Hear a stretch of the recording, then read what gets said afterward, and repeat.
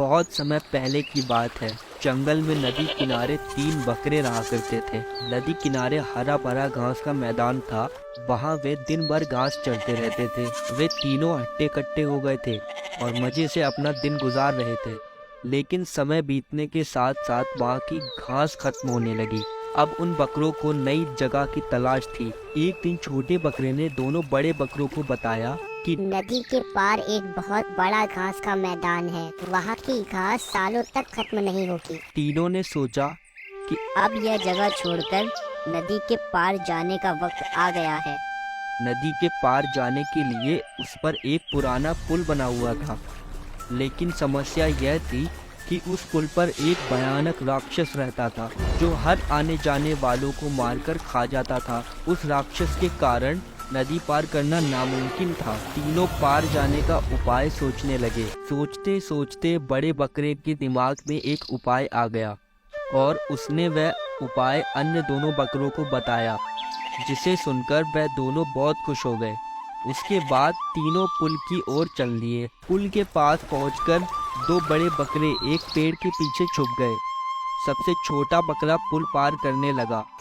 जैसे ही वह पुल के बीच पहुंचा,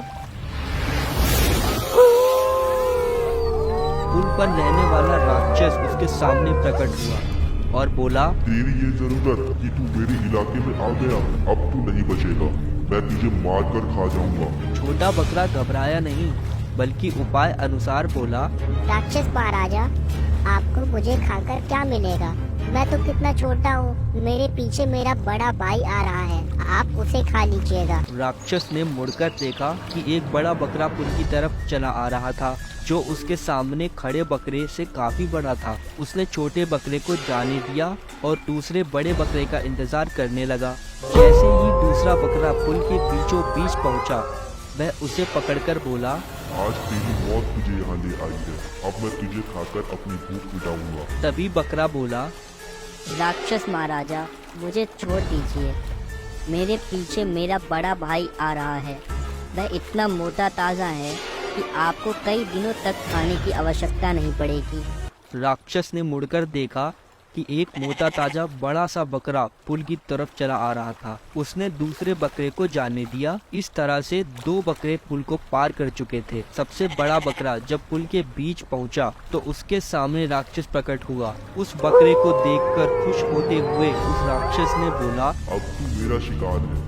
तुझे मारकर मैं जी भर कर खाऊंगा और कई दिनों तक आराम करूंगा। बड़ा बकरा डरा नहीं बल्कि 3-4 कदम पीछे हटकर तेजी से राक्षस की ओर दौड़ा और अपने सींगों से उसके पेट पर वार किया। अचानक हुए हमले से राक्षस संभल नहीं पाया। वह पुल के नीचे नदी में जा गिरा और पानी की तेज धारा में बह गया। बड़ा बकरा भी पुल पार करके दोनों बकरों से मिला। उसके बाद वे नदी के हरे भरे घास के मैदान में खुशी खुशी रहने लगे। बच्चों, हमको इस कहानी से यह सीख मिलती है कि समस्या चाहे कितनी भी बड़ी क्यों ना हो, सूझबूझ और हिम्मत से काम लिया जाए तो समाधान अवश्य निकलता है।